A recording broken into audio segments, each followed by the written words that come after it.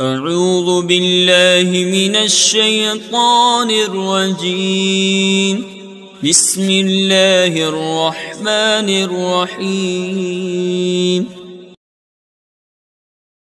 بسم اللہ الرحمن الرحیم۔ میں خورشید انور نظامی استاد دارالعلوم غریب نواز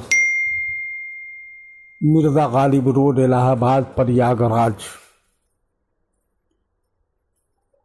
میں فن ادب کی معیاری کتاب دیوان متنبی کا درس دینے جا رہا ہوں۔ جماعت سادسہ کے طلباء بغور سماعت فرمائیں۔ شعر ملاحظہ فرمائیے۔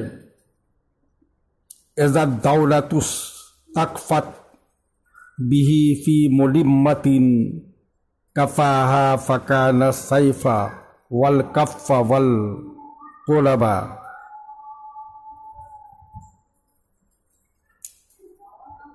لغوی تجزیہ: دولہ حکومت، جمع دول۔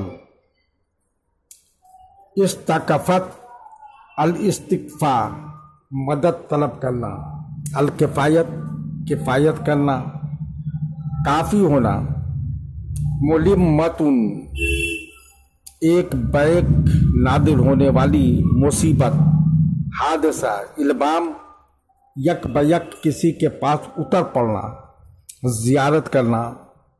کفا الکفایت کفایت کرنا، پورا کام کرنا۔ سیف تلوار، جمع سیوف، اسیاف اسیوف۔ کف ہتھیلی، ہاتھ، کلائی۔ اکفاف اکف قلب، دل، جمع قلوب۔ ترجمہ ملاحظہ فرمائیے۔ جب حکومت اس سے کسی مہم میں مدد طلب کرتی ہے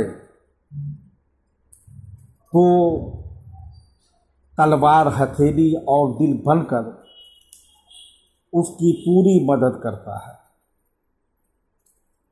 یعنی حکومت جب کسی جنگ میں مدد کے لیے یا کسی بغاوت کو فرو کرنے کے لیے اس سے مدد طلب کرتی ہے تو پوری قوت اور بہادری سے بھرپور مدد کرتا ہے۔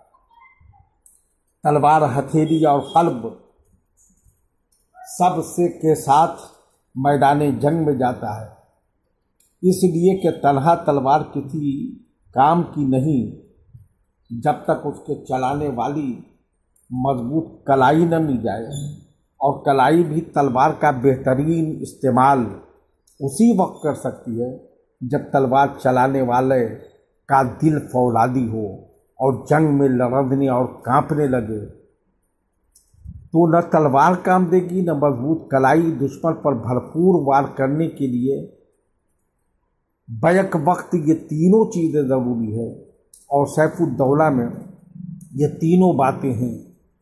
خود تلوار بھی ہے اور مضبوط کلائی اور سینہ میں ایک فولادی دل بھی ہے، اس لیے حکومت کی بھرپور مدد کرتا ہے۔ شعر ملاحظہ فرمائیے۔ تہاب سیوف الہند وہی حدائد فکیف اذا کانت نظاریۃ عربا۔ تہاب الہیبت خوف کھانا، ڈرنا۔ حدائد واحد حدید ہے، لوہا۔ سیوف واحد سیف، معنی تلوار ہے۔ ترجمہ ملاحظہ فرمائیے۔ ہندی تلواروں سے لوگ خوف کھاتے ہیں جبکہ وہ صرف لوہا ہے، اور اس وقت کیا کیفیت ہوگی جب وہ تلوار خالص عربی اور قبیلہ نزار کی ہو۔ یعنی ہندی تلواروں کی کاٹ سے ساری دنیا تھرتھراتی ہے، حالانکہ وہ بے حس لوہا ہے، اس لیے تلوار بذات خود بھی خود نہیں کر سکتی جب تک کہ کوئی اس کو استعمال نہ کرے، اس کے باوجود لوگ اس سے ڈرتے اور خوف کھاتے۔ اس کے برخلاف جو تلوار خالص عربی نسل اور قبیلہ نزار جیسے بہادر اور جنگجو قبیلہ کی ہو، اور وہ خود بغیر کسی کے مدد کے اپنے عزم و ارادے سے اپنا کام کرتی ہو، تو ایسی تلوار سے لوگوں کے خوف کا کیا عالم ہوگا، اور ان لوگوں پر کتنی دہشت طاری ہوگی جو بے حس اور بے جان لوہے سے ڈرتے ہیں۔ شعر ملاحظہ فرمائیے، وَيُرْهَبُ نَابُ اللَّيْثِ وَلَيْثُهُ وَحْدَهُ فَكَيْفَ إِذَا كَانَ اللُّيُوثُ لَهُ صَحْبًا۔ يَرْهَبُ الرَّاہِبُ، الرہبانو خوف کرنا، ڈرنا، ناب دانت جمع انیاب ہے، لیث شیر جمع لیوس ہے، صحبہ ساتھی، الصحبۃ ساتھ ہونا۔ ترجمہ ملاحظہ فرمائیے، لوگ شیر کے دانت سے دہشت زدہ ہوتے ہیں، حالانکہ شیر تنہا ہے۔ اس وقت کیا عالم ہوگا جبکہ اس کے ساتھ بہت سے شیر ہوں۔ یعنی کبھی انسانی بھیڑ کے سامنے ایک شیر بھی اپنے خوفناک دانت نکال کر کھڑا ہو جائے تو سب پر کپ کپی طاری ہو جاتی ہے۔ ایک شیر سے خوف و دہشت کا یہ عالم ہے، تو سیف الدولہ جو شیر ببر ہے اور اس کی پوری فوج شیروں پر مشتمل ہے، جب اتنی بڑی تعداد میں شیر اکٹھا ہو جائیں تو ان کے روب داب اور ان سے دہشت و خوف کی کیا کیفیت ہوگی، کتنا ہو کا عالم ہوگا، کتنی خوف و ہراس کی بارش ہوتی ہوگی، آپ اس کا اندازہ نہیں لگا سکتے۔ شعر ملاحظہ فرمائیے، یخشا عباب البحر وہو مکانہ فکیف بمن یغشی البلاد اذا عب۔ یخشا الخشیت و ڈرنا، عباب موج، العب العباب موج کا زیادہ ہونا، موج کا بلند ہونا، البحر و سمندر جمع بحور، بحار، ابحر، یغشی الغشا ڈھانپنا چھپانا، البلاد واحد بلد، بلاد بلدان، عبا العب العباب موج مالا۔ ترجمہ ملاحظہ فرمائیے، سمندر کی موجوں سے ڈرا جاتا ہے، پھر کیا حال ہوگا اس کی وجہ سے کہ جب موج مارے تو شہروں پر چھا جائے۔ یعنی جب سمندر میں موجیں دھاڑتی ہیں تو ساحل پر کھڑا آدمی بھی ایک بار ڈر جاتا ہے، حالانکہ وہ جانتا ہے کہ موجیں اس کے پاس نہیں پہنچ سکتی ہیں، پھر بھی ڈرتا ہے۔ اور سیف الدولہ کی فوجوں کا سمندر جب جوش مارتا ہے تو وہ چل کر شہروں پر چھا جاتا ہے اور ساری آبادی کو بہا لے جاتا ہے، تو سمندر کی موجوں کے مقابلے میں اس سے دہشت و خوف کا کیا عالم ہوگا۔ شعر ملاحظہ فرمائیے، علیم باسرار الدیانات واللغا لہو خطرات تفضح الناس والکتب۔ علیم صفت کا صیغہ ہے علم، جس کے معنی جاننا ہے۔ دیانات اس کا واحد دیانت ہے دینداری۔ تمام وہ چیزیں جو خدا کی فرما برداری کے تحت آئے ہیں۔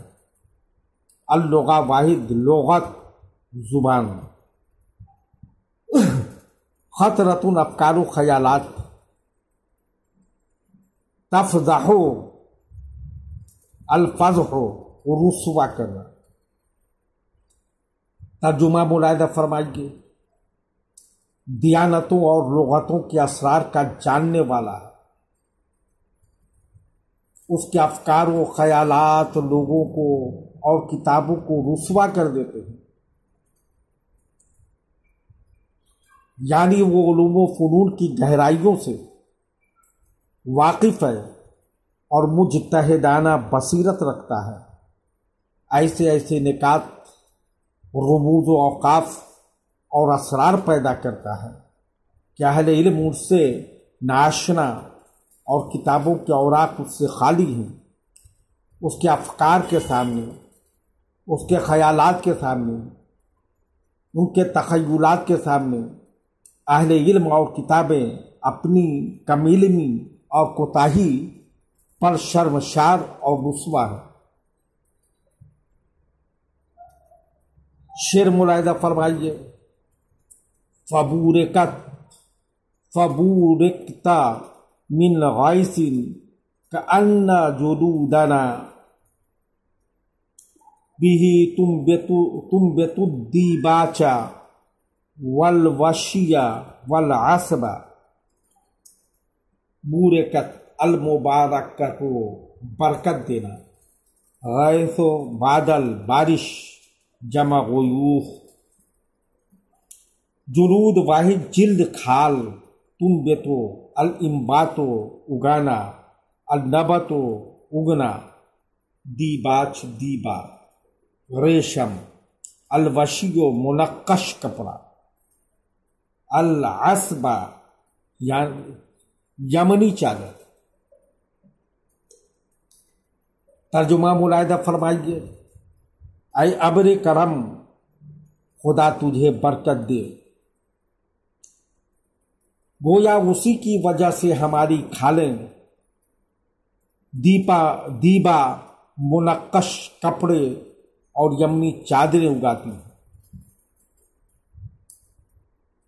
یعنی جس طرح بارش سے زمین پر ہریالی اگاتی ہے، اسی طرح تیرے ابر کرم کی بارش سے ہماری کھالیں بیش قیمت عمدہ شاندار لباس اگاتی ہیں۔ تیرا جود و کرم ابر باراں ہمارے جسم اور کھالیں، کھیت اور بیش قیمت لباس اس کھیت کی پیداوار ہیں۔ شعر ملاحظہ فرمائیے، وَمِن واہب جزلا وَمِن جازر حلا وَمِن ہاتک درعا وَمِن تاثر قصبا۔ واہب الوہب دینا، جزلاً زیادہ، جازر ہکانے والا، الجزر ڈانٹنا ہکانا،